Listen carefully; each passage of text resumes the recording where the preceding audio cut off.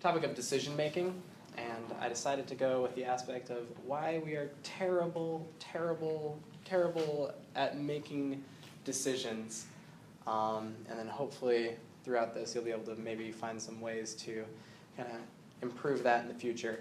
To start off though, what I realized when starting like some of the research that I was doing for this involved like, kind of reading a little bit out of books as well as like listening to a lot of podcasts, and turns out that we're bad. We're bad at making decisions. We're bad at doing what's good for us. We're kind of bad at aligning what we want with what we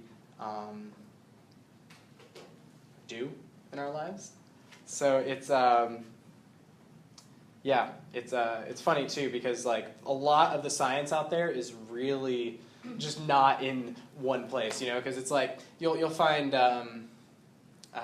certain things like when it comes to like science and like the way how the brain works. Like there's not really much argument with like the way how the stomach works, but with the way how we make decisions, there's like articles on every side of it where some people are like, oh, you know what's great for you? I was listening to a podcast on TED Talk, and it was Malcolm Gladwell, and what he was saying is like, basically the idea that there are more choices out there, like everybody can find the mustard that's right for them, and it makes people happier, right? Like, so if we took a survey and we asked everyone what type of coffee they like, and we gave everybody the same coffee, they'd like it by about 60%, which basically makes you go, this is coffee, I'll drink it, okay.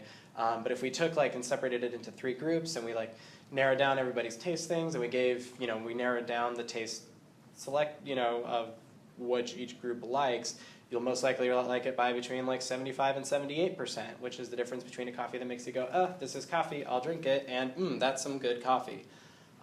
Meanwhile, there's other sides where it's like, you have so many choices and it confuses you and it paralyzes you, and you just can't make a decision if there's too many choices. And it's funny because both things are true kind of at the same time. We have research on both sides of it. So needless to say, this talk is going to kind of come at it from a lot of angles, I guess. It's I did my best, but there's just so much out there that it was really kind of hard to not pick and choose the stuff that just aligned with what I wanted to say. Just because there's just so much information out there. But what I kind of found after doing my extensive research is that there's 2 types of choices out there that we can make, broadly speaking. There's big ones, and there's little ones. So it's kind of scientific, I know. I kind of more thinking of them as there's the hard choices out there, and then there's ones that you kind of autopilot through. And so what I found is that one of the reasons why we just suck at making choices is that we make choices, or at least with the hard choices, we think about them too much, and with the little small ones that we just kind of run our lives through, we don't think about them enough. And so that's basically kind of the idea that the big decisions that we make affect the trajectory of our lives. So it's good to understand the way how we think about it. Right? Because if you make a decision where you're going to go to school, it can really affect just a lot of the way how you turn out your life, which major friends you have when you decide to live at a certain place when you do your study abroad program, like Adriana. So it's good to actually come to decisions about these that might be more with what we want. And then, so what I was thinking is that the relationship between what we think we want for our lives, what we idealize, and what we actually do is what makes you a successful person, right? So just kind of what, if your actions align with what you think, then that's how successful of a person you are, right? Because I think that most of the people who think about getting stuff done and then don't do it, not the best people, they might get some stuff done, but they usually, it doesn't line up with the reality of the situation. They may think themselves big stuff, but they end up not doing it. So that's why kind of making decisions on the small level end up being really important to how we shape out and who we are. Because if we just end up living a lot in a particular environment and end up not learning the language, a few people have said, you end up coming to regret that and not being as successful in that position as you wish you were. So there's a fun little thing. So there's a mathematician. He was Dutch. His name's David Bernoulli. You might recognize him from physics, his Bernoulli principle. He's a principled man. He came up with a formula of how to make decisions. And so this is it right there. That's how you make decisions. That's the end of my talk. There it is. That's the answer. Glad we remember that. No, yeah, if it looks kind of crazy and like Greek, it's because it is. But basically the simplified meaning is that, so this is the, it's the expected value. So the expected value, my terrible handwriting, equals, so it's, so sorry.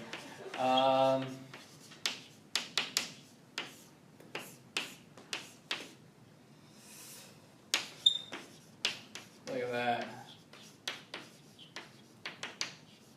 So the expected value equals the odds of gaining, so like of gaining a thing, like what happens like if you do it, times the value of actually gaining that thing. So kind of like it ends up being like an example that I heard about it was like if I if I say, okay, if you pay me $4, I'll flip a coin. If you guess the coin flip right, I'll give you $10. What that ends up being is that the odds of gain, coin flip, it's 0.5 or half, it's odd, 1 out of 2. Value of gain is $10, so 0.5 times 10 is $5, and that's more than I'm charging you to do a flip. It's a good deal, right? So that's kind of like the very simplified version. It kind of takes away a little bit of the nuances of it, but that's like the easy way of doing it. And so it would be great if we operated like that. If we just weighed all of our things and just did, oh, that sounds like a correct choice, I will go and do that. But there's a lot more nuances with just life, and stuff gets in the way, and the way how we want to do things doesn't actually turn out that way. And so what's crazy is that our minds don't even just work that way, right? Like we don't just like, it's not just that things outside of us aren't just like, oh, like that's better than this, like equal magnitudes, like I'll choose that. But our brains don't even function on this level. So thanks, Bernoulli. It'd be cool if we worked that way, but we don't. Like most people just have an understanding that there's a part of the mind that we don't have access to, right? So there's like this kind of like part that's behind the curtains that does stuff, but we mostly think that that's kind of like the part that gives you like the crazy dreams, It's like, where do dreams come from? Oh, they come from that part that you don't realize, or maybe even like, where you do like reflexes, right? It's like that's part of that hidden part. It's like making a decision. You don't really want to do it, but it does that. Or, but what's crazy is that we still think that we like make rational decisions throughout our day. Like if you had to guess, like you'd probably say like, yeah, I make more than half of my decisions by rationally thinking out them and being like, I will choose cereal over donuts today or something like that. But we don't. It's just plain wrong. So there's a book called Incognito, and it's by David Eagleman, and he says that we don't actually know about 95% like of the effective work processes of our brain we are not under our control. So 95% of the things that just like we think about and we do throughout the day are not actually as a result of a rational thinking choice. And instead we create a little narrative behind it and we like explain away and rationalize our choice. I think that, Peter spoke about storytelling last time, and I think that it's a really great way of like charting out your future. But if you think about yourself as a protagonist in the story, because if you read a book, right, you think like and you're inside like Katniss's mind, and she makes her decisions, right, and there's like a logical train of thought, and then she goes and executes it. The problem is that we think about ourselves that way, and we're not. We're not like we're all the hero of our own story in a sense, but we're not actually the protagonist in a story that like makes decisions like that. Most of the time, we make our decisions, and then we go and we tell a story about the way how we came there. They did some scientists, I can't have the exact information in front of me, but they hooked people's brains up to an MRI, and they can basically tell like when someone has made a decision, and if they ask the certain questions, they can actually tell what decisions they've made. like whether it's a yes or a no of a sort. So what they basically found is that the people came to a decision before they even realized they came to a decision. Like their brain had already decided on something and they did not realize it yet. And they basically create a rationalization behind it. It's kind of an interesting idea. I think that, like, have you guys ever had, like, made a decision where you can't, like, remember, like, if you, like, back up, you can't really remember why? Like, yeah, okay, yeah, good, because, I mean, I feel like I'd be crazy up here then, because I feel like that is something which is common for myself, where it's like, if you look back, it's like, wait, why did I really like that? Like, that wasn't even a thing. Or you can, like, talk to people who, like, have these, like, especially, and I was a political science major, so especially when I, like, you know, get into, like, an old Thanksgiving, you know, talk with relatives, it's like, they don't really understand, like, a lot of the reasons why they came to their decision. It just kind of ended up being that way. I think a lot of the things with, like, racial biases and stuff, and, you know, like, sexism, and just a lot of the things that we just believe, which we don't really know why, it's like, a lot of that is because it's like behind the curtain. And so... Well, I have a quick question. So you said that 95% of decisions are made up without you realizing it? Well, he said we don't know 95% of the effective work being done by our brain at any given time.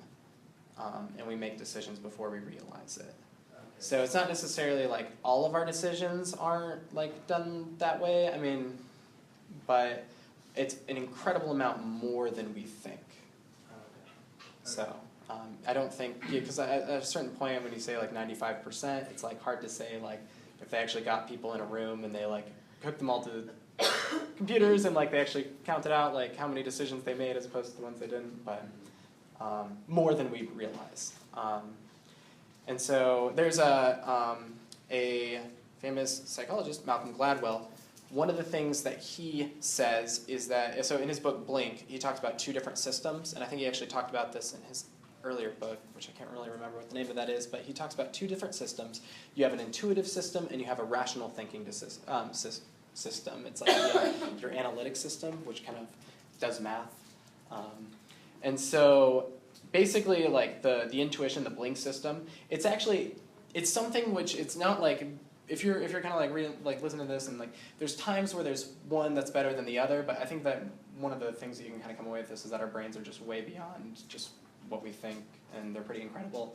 There are times where like some parts are better than other. What Malcolm Gladwell argues is that the Blink system is really good for creatives. So like if you're making if you're doing something creative, like especially for your profession, like relying on the Blink system and kind of like having that sudden, you know, feeling, like that ends up being really good for you and that you can use that. The other time is when you've had 10,000 hours or more of work put into, of work where you've had immediate and accurate feedback. So if you've ever heard like 10,000 hours, I know Macklemore sings about it.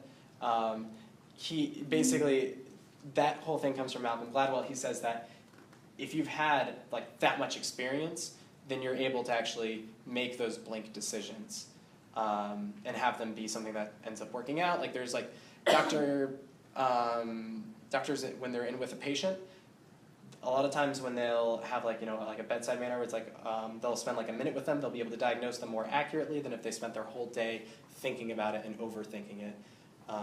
And I think Malcolm Gladwell in the book Blink actually even uses an example of a firefighter who, you know, has been a firefighter for a while. He goes into a house and he found himself yelling, "Everybody get out of this burning building now," and he didn't even like, I guess, realize that he came to that decision. And then when he kind of like ushers everybody out, he basically saved the lives of like everybody that he knew and like, you know, the people inside the building because it came crashing down like minutes later, which is something which is like, you know, it could be like, yeah, it was, you know, like something otherworldly or like spiritual, but he said that when he was reviewing the decision, it actually tended out to be that it was the only time, like when he like came to like think about the reason why his Blink intuition came to that was because it was the only time that he'd been in a building that had been quiet while it was on fire, and the only other time that he did it was like when he was in a basement. And so his brain did like an amazing amount of processes and was like making decisions and like had it was I guess rational of a sort, but it just wasn't in you couldn't draw out the process. He just kind of came to it and was like making decisions before he realized it. So if you're a firefighter, it's a good case. Sports is also a really good analogy for this. Like Dennis Rodman, he had just had like an amazing ability to be able to catch the rebound of balls, right? He just read it before anybody realized it. So for myself, I play Ultimate Frisbee. One of the things about Ultimate Frisbee that when you see someone who's new on the field is that there's a huge part of it called like reading the disc, which basically means like knowing where it's going to fly in the air. Because if anybody's ever thrown a Frisbee, they're kind of wild sometimes. But after you spend enough time around them, you'll be able to kind of feel which way they go, and you just end up like running in that direction. And so it's something that you can't just fake, right? Like some people are more natural at it, but experience trumps it. And that's especially in the case of the intuitive mind. So Malcolm Gladwell in his book says that we rely too much on this blink system without realizing it way more. And so basically like we have this part of our system which ends up making decisions that we don't realize are being made without kind of like what we actually want out of it.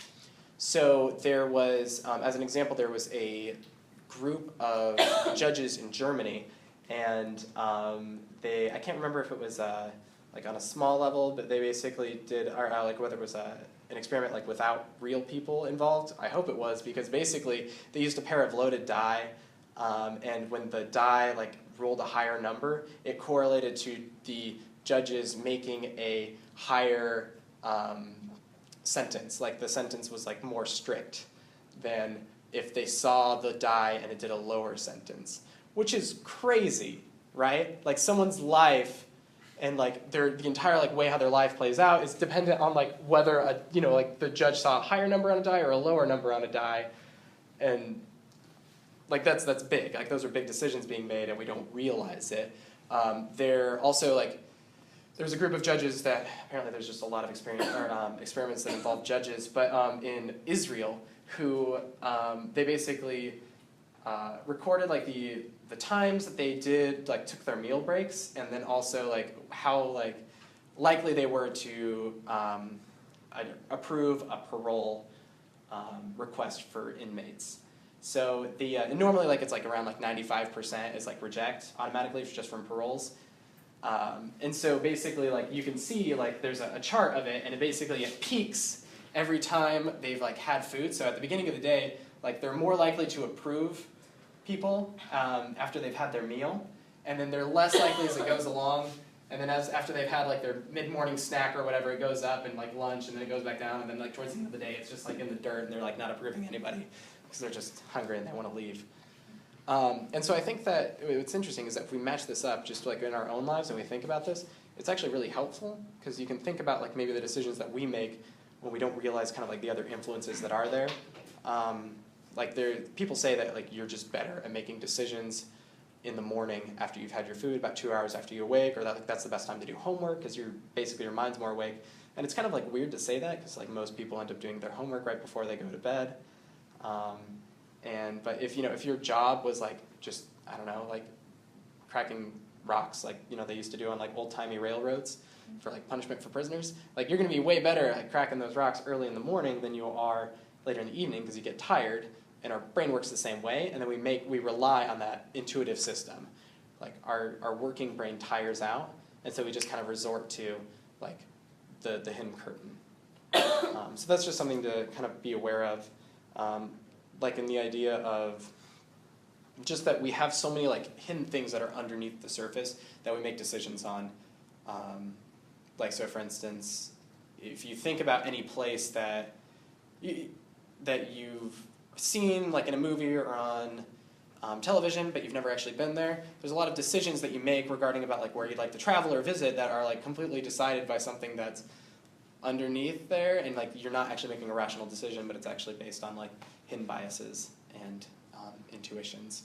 So that's just kind of like a bit of the science. It's natural for humans to be inconsistent, but to be exceptional, or if we want to be even like above average and get stuff done and be good people, we are going to have to like identify those things that are holding us back. So I think that especially with our blink system, what we have to do is we just have to really just think about like the things that we're doing and really just examine it. There's really like no other kind of thing for it. Another thing is that we're just terrible at making comparisons, like when we're choosing things. So this is still on kind of like the little decision level. There's a guy named Dan Gilbert. He is a Harvard psychologist. He did a TED Talk about making decisions based on comparisons. He talks about comparisons between like the past, present, and the possible, right? So we are just bad at things, making comparisons, because, for instance, he gives a couple examples of like the past of like deals gone bad and like why we would choose something which is worse for us. So for instance, if he gives the example of if there was a beach vacation for $2,000 and if it was offered for $1,600 and like let's say that was a decision that you were going to make and like go through it. It's like, yeah, I'm saving $400. Like you'd go through with it. But like most people, if they saw like a $2,000 beach vacation like to Hawaii and they saw it for $700 and they were like, well, I'm going to wait on this, right, and not make the decision. They come back, they see it at like $1,400 the next week. They would make the decision to not go through with it and because they were like, oh, I'm losing money. It's not a good deal, despite the fact that like the same people probably would have made the decision on have saving $400 on a $2,000 vacation. So we make a decision that's actually worse for us, in that case by like $200, based on like our past views and like seeing stuff. So we've seen people like win the lottery on television, and so we let that like affect our odds of thinking of ourselves being able to win the lottery, because we only see like the positives, and so it just basically affects our brain. We weren't designed to like live in modern society, or like our brains don't function in this way. So, for instance, like with a problem of comparison in the present, he uses the example of like if you're like just marketing with like wine.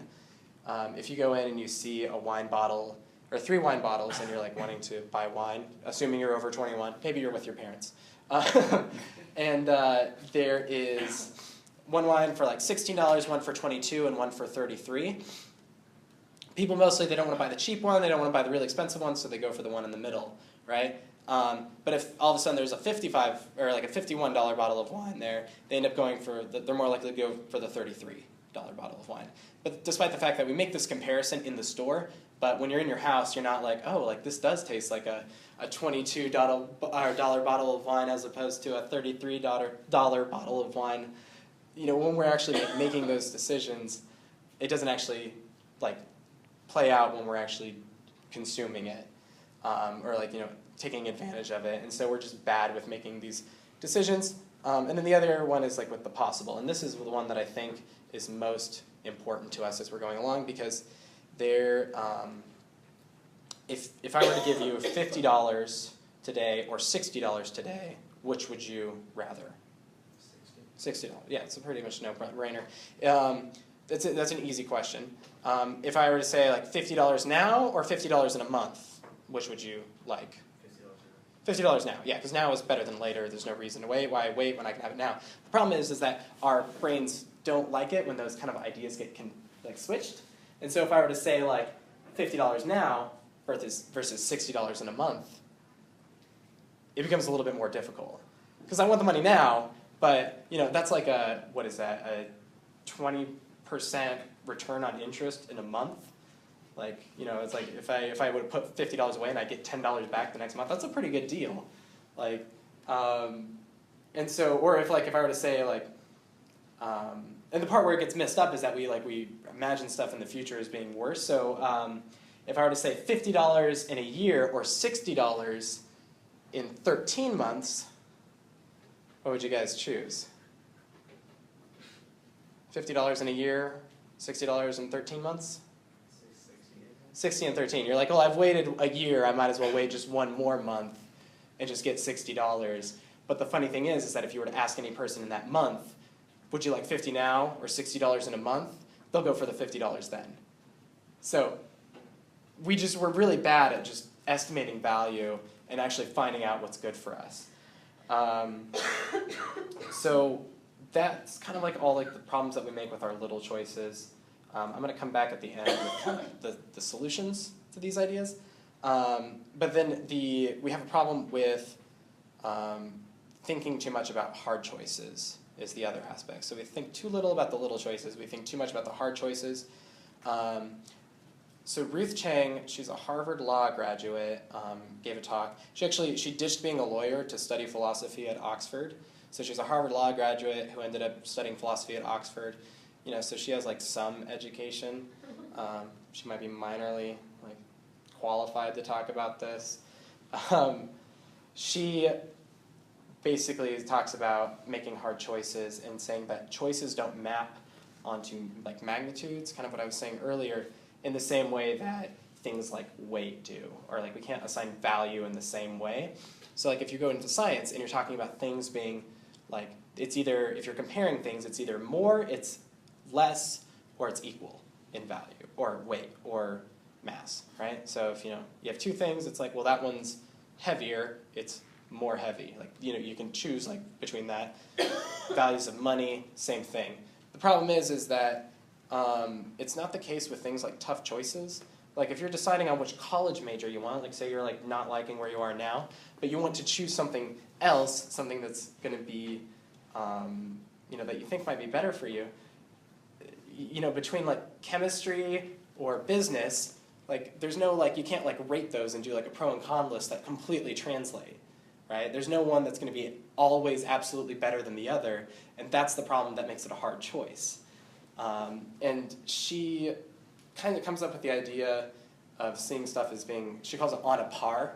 So it's like equal, but you can't really just weigh them against each other. You can't make like a rational, purely like robotic choice off of them.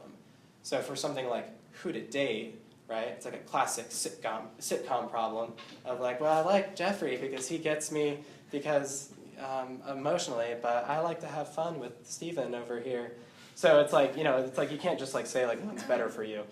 And that's why we constantly have that trope keep coming up in sitcoms. And so when things are on par, like the thing that you kind of end up having to do is like get emotional energy behind it and like decide on one.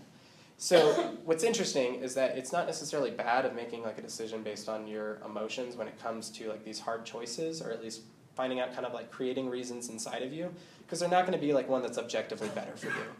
What's interesting is that there's a